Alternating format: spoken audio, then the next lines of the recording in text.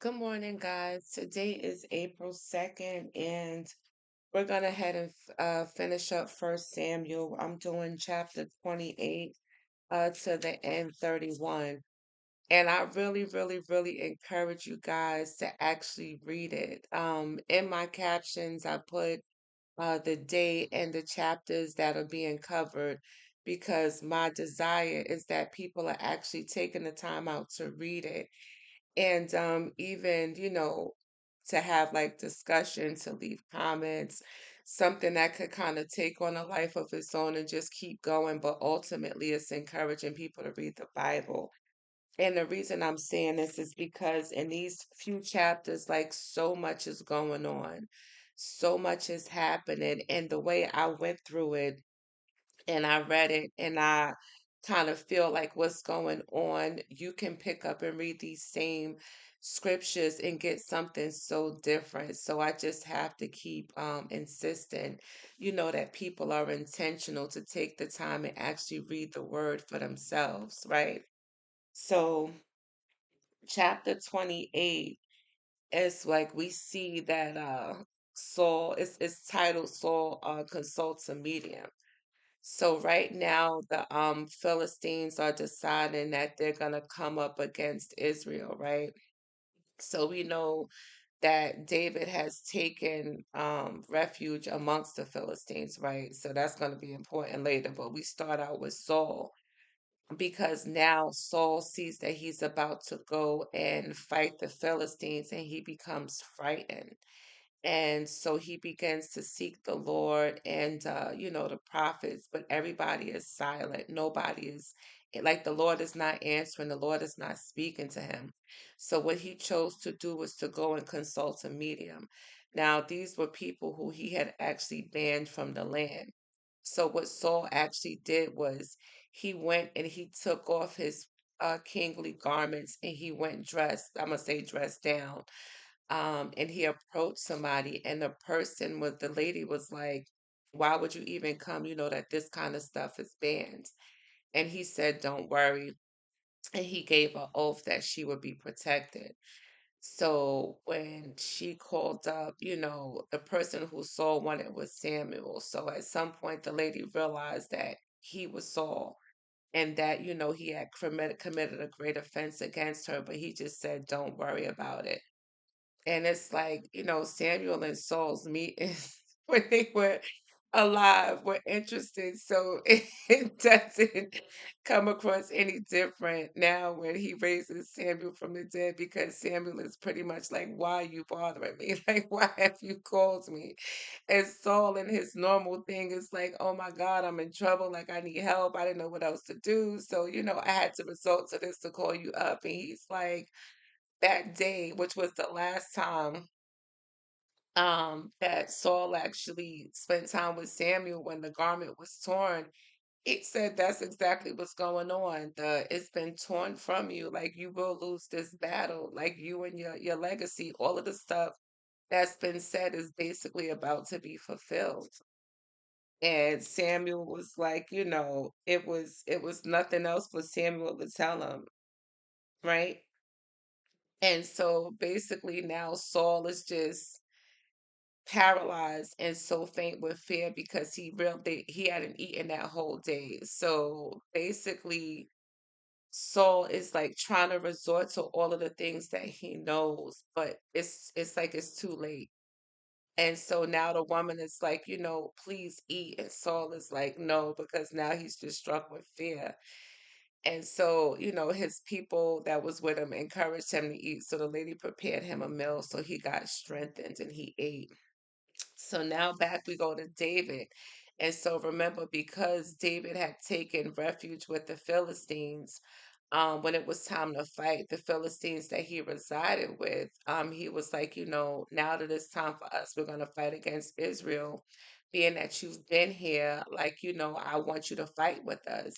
And David is pretty much like, okay, now I can show you what we can do, right? But when he went to present David to the rest of the Philistine like leaders, they were like, "Are you out of your mind?" Like they started singing David's anthem. Which is Saul. What is it? Saul has killed thousands, but and David is 10,000. So like they knew the anthem. Like that song had made it throughout the Philistines, and they were like, "Are you crazy?" Like for them, that was like the ultimate setup. Like, why would you allow this man to come in? Because you don't know what his loyalty is to his people. And he might actually use this as an opportunity to avenge and to become back with his people. So they was like, no, David is not fighting with us. So the leader that David had taken refuge with had went back and told David, I trust you. I know that you're a man of your word, but they're not ready to receive you to go fight with us, so you can go back. So now this is big, and this is what I mean by please read this on your own because it's so much going on in these short books, these three short books, right? Four short books, right? Yeah. And so now when David gets back, this is like one of the famous things that gets preached on a lot because once he returns back home, he realized that while he was gone, they actually came and they plundered where they lived. And so now all of the army, like so basically by them joining to go fight, now the whole army left them what is the word I'm trying to say, but basically left them unprotected. So now people came in and stole everything they had, including their families. So in addition to like all of the cattle, all of their goods, they took all of their families. So when they saw this, like, the men wept, they cried because it was just, I guess, this disbelief that this actually happened to them because remember they had been staying there now for some time and they had been able to rebuild and to have their families and to have a place of refuge. And so when the men saw this, the men thought to stone David, but of course, David is going to seek the Lord. And when he sought the Lord, he was like, shall I go back? And the Lord said, yes, go back and get what was yours. So they did that. And it was like now David still got his 600 men. And I just think that's so important because it's like they have been going battle after battle, but it's still the number remains as he still has his 600 men for battle. And as they go, they come across a man. And I think that this is so important too, because there's just something so special about 3 days. And they came across this man who had been there for 3 days left. And he was famished, like he was hungry. He wasn't doing well. So David and his troops, they helped him, like they fed him. All right, before that happened, I'm sorry. Of the 600 troops, 200 was too exhausted to continue. So 200 stayed behind, and now the 400 are continuing forward. So now they come across this Egyptian and they give him, and come to find out the Egyptian was part of the Amalekites, the people who had actually came and pillaged and taken everything from David and his men. And so now they was like, well, can you tell us and show us where they took our family? And he was like, yes. But he was like, make an oath with your God that you won't either kill me or turn me back over to them. And so he took them and he showed them um, where, Lord Jesus, where the women were. So they went and they recovered all, right? And I think that they were able to kill and slaughter almost everybody. They said 400 people, 400 men got away on camels. But at this, now David has all of this stuff back, and now they're returning with his 400 men. He got David's two wives was included in all of this. So it wasn't just the men, it was all of their families. So now when they're going back, and they come down to the 200 men, and David is like, okay, like we're all gonna share in this. And then the 400 men was like, why should we share with them? They didn't go and they didn't help us fight. But David came across like one of the biggest things was that we didn't win this battle on our own. It was God. He said, my this is in verse 23 of chapter 30. He said, No, my brothers, don't be selfish with that. The Lord has given us. Don't be selfish with what the Lord has given us. He has kept us safe and helped us defeat the band of raiders that attacked us. And I just think that's so profound because so much is going on in these scriptures. One where you see a man who just had everything from the beginning where God was with him and he just refused to do the things of God in the order that they were instructed for him to do. And he always grabbed at God as like a second or a third thing when things didn't go his way. And now it's like you see God totally left him. But then you have somebody like David who always chooses to put God first and he don't always get it right. So that's not what we're saying because even some of the things that he's done already, you can see where he doesn't always do things right, but it's always shown that God is with him because he knows how to stop and he knows how to seek God and he knows how to stay in line and stay in order of the things of God.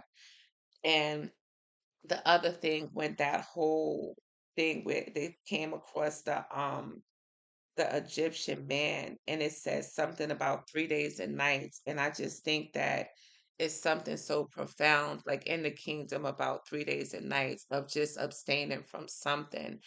And it's almost like he was utilized in such a great way, not even being a person that was of Israel, but just that thing that where he was at the very end, because remember, he got left behind because they felt he was sick, but he was actually somebody who was preserved by God. Where what looked like sickness to somebody else, God saw it as something that could be preserved and brought back to life and now actually fulfill a purpose. I think that's so big, but I continue. So now they have all of that, right? And they come back and they share everything they have, right?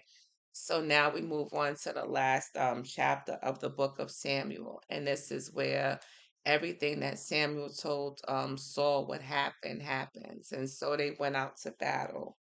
And the Philistines closed in on Saul and his sons, and they killed three of his sons. They killed Jonathan, Abinadab, and Malchishua. And I just think this right here, is heartbreaking because it's like even though Jonathan knew he wasn't going to be king, he had already understood that David was going to be the next king. But he also saw David as somebody who he would serve with. But because he too, like in following God, realized that there was an order that he had to be with his father and his father's army, and so this was the end of all of them, but it was basically what was foretold by Samuel.